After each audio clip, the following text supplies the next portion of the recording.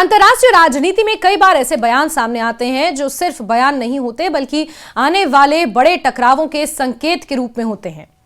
America के राष्ट्रपति Donald Trump द्वारा नॉर्वे के प्रधानमंत्री को भेजा गया हालिया मैसेज भी कुछ ऐसा ही संकेत देता है। इस मैसेज में ट्रंप ने न सिर्फ नोबेल शांति पुरस्कार न मिलने पर नाराजगी जताई बल्कि यह भी कहा कि अब उन्हें शांति के बारे में सोचने की कोई मजबूरी नहीं है और वो ग्रीनलैंड पर पूरी तरह से कंट्रोल चाहते हैं। इस बयान ने यूरोप से लेकर अमेरिका तक एक नई बहस छेड़ दी है कि क्या ट्रंप अब शांति की भाषा छोड़कर दबाव और ताकत की राजनीति की ओर बढ़ रहे हैं। मानो ट्रंप ये कहना चाह रहे हों कि नोबेल पुरस्कार तो मिला नहीं तो अब शांति के बारे में सोचकर क्या फायदा। इस विवाद की जड़ नोबेल शांति पुरस्कार से ही जुड़ी हुई है। डोनाल्ड ट्रंप लंबे समय से यह दावा करते रहे हैं कि उन्होंने दुनिया में कई बड़े युद्ध रुकवाने की कोशिशें की हैं और रुकवाए भी हैं। उनका कहना है कि उन्होंने कम से कम 8 संघर्षों को खत्म करने या टालने में अहम भूमिका निभाई, इसीलिए वो नोबेल शांति पुरस्कार के हकदार हैं।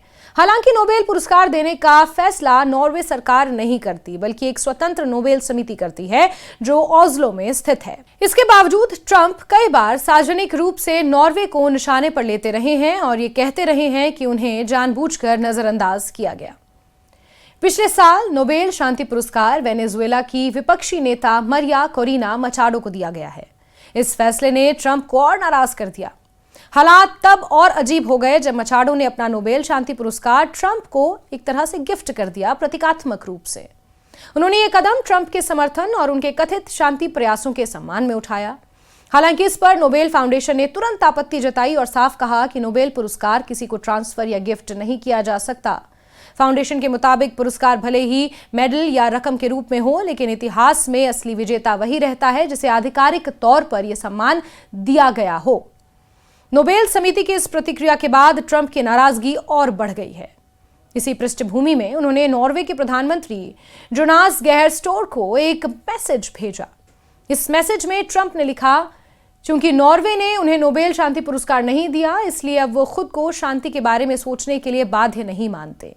उन्होंने कहा कि शांति की भावना हमेशा रहेगी, लेकिन अब उनका ध्यान इस बात पर होगा कि अमेरिका के लिए क्या सही और अच्छा है। इस मैसेज का सबसे विवादास्पद हिस्सा ग्रीनलैंड से जुड़ा था। ट्रंप ने एक बार फिर दावा किया कि ग्रीनलैंड पर अमेरिका का पूरा नियंत्रण होना चाहिए। उन्होंने लिखा कि डेनमार्क उस क्षेत्र को रूस या चीन से नहीं बचा सकता और सवाल उठाया कि आखिर डेनमार्क के पास वहां का मालिकाना हक है ही क्यों। ट्रंप के मुताबिक ग्रीनलैंड पर डेनमार्क के अधिकार का कोई ठोस लिखित दस्तावेज मौजूद नहीं है, बल्कि ये सिर्फ इतिहास की बात है कि सैकड़ों साल पहले एक डेनिश नाव वहां पहुंची थी। उन्होंने ये भी जोड़ा कि अमेरिकी नावें भी वहां पहुंच चुकी थी, इसलिए अमेरिका का दावा भी उतना ही मजबूत है जितना डेनमार्क का। ट्रंप ने अपने मैसेज में नाटो का भी जिक्र किया। उन्होंने कहा कि नाटो के गठन के बाद से उन्होंने किसी भी अन्य नेता की तुलना में संगठन के लिए ज्यादा काम किया है और अब समय आ गया है कि नाटो भी अमेरिका के लिए कुछ करे। ट्रंप का कहना है कि जब तक अमेरिका के पास ग्रीनलैंड पर पूरा नियंत्रण नहीं होगा, तब तक दुनिया सुरक्षित नहीं हो सकती। उनके इस बयान को कई विशेषज्ञ दबाव की राजनीति के रूप में भी देख रहे हैं।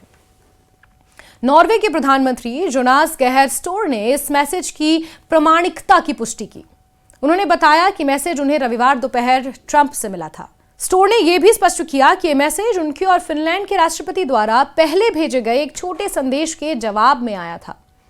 हालांकि स्टोर ने यह भी दोहराया कि नोबेल पुरस्कार देने का फैसला नॉर्वे सरकार नहीं बल्कि एक स्वतंत्र समिति करती है, इसलिए सरकार को इसके लिए जिम्मेदार ठहराना सही नहीं है।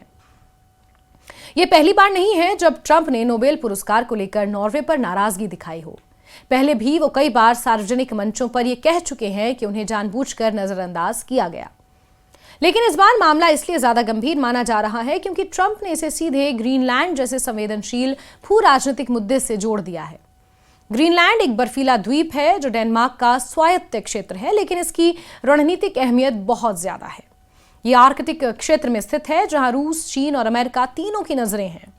यहां से मिसाइल डिफेंस, सैन्य निगरानी और भविष्य के व्यापारिक रास्तों को नियंत्रित किया जा सकता है। ट्रंप पहले भी कह चुके हैं कि ग्रीनलैंड अमेरिका की राष्ट्रीय सुरक्षा के लिए बेहद जरूरी है। यूरोप के कई नेता ट्रंप के इस रुख को चिंता की नजर से देखते हैं। उनका मानना है कि नोबेल पुरस्कार न मिलने को लेकर इस तरह की प्रतिक्रिया दिखाना एक जिम्मेदार वैश्विक नेता के अनुरूप नहीं है। वहीं ट्रंप समर्थकों का कहना है कि वो सिर्फ अमेरिका के हितों को प्राथमिकता दे रहे हैं और दुनिया को यह समझना चाहिए कि अमेरिका अपनी सुरक्षा से समझौता नहीं करेगा। कुल मिलाकर यह विवाद सिर्फ एक पुरस्कार या एक मैसेज तक सीमित नहीं है। यह दिखाता है कि कैसे व्यक्तिगत नाराजगी, वैश्विक सम्मान और भू राजनीतिक महत्वाकांक्षाएं आपस में मिलकर अंतर्राष्ट्रीय तनाव को जन्म दे सकती हैं। आने वाले समय में यह देखना अहम होगा कि क्या यह बयान सिर्फ दबाव बनाने की रणनीति या ग्रीनलैंड को लेकर अमेरिका की नीति वाकई और आक्रामक होने वाली है। इतना तय है कि ट्रंप के इस संदेश ने दुनिया को यह सोचने पर मजबूर कर दिया है कि क्या शांति अब कूटनीति से नहीं बल्कि ताकत के प्रदर्शन से तय होगी। डोनाल्ड ट्रंप लंबे समय से यह दावा करते रहे हैं कि उन्होंने दुनिया में कई बड़े युद्ध रुकवाने की कोशिशें की हैं और रुकवाए भी हैं। उनका कहना है कि उन्होंने कम से कम 8 संघर्षों को खत्म करने या टालने में अहम भूमिका निभाई, इसीलिए वो नोबेल शांति पुरस्कार के हकदार हैं। हालांकि नोबेल पुरस्कार देने का फैसला नॉर्वे सरकार नहीं करती, बल्कि एक स्वतंत्र नोबेल समिति करती है जो ओस्लो में स्थित है। इसके बावजूद ट्रंप कई बार सार्वजनिक रूप से नॉर्वे को निशाने पर लेते रहे हैं और ये कहते रहे हैं कि उन्हें जानबूझकर नजरअंदाज किया गया। पिछले साल नोबेल शांति पुरस्कार वेनेजुएला की विपक्षी नेता मरिया कोरिना मचाडो को दिया गया है। इस फैसले ने ट्रंप को और नाराज कर दिया। हालात तब और अजीब हो गए जब मचाडो ने अपना नोबेल शांति पुरस्कार ट्रंप को एक तरह से गिफ्ट कर दिया, प्रतीकात्मक रूप से।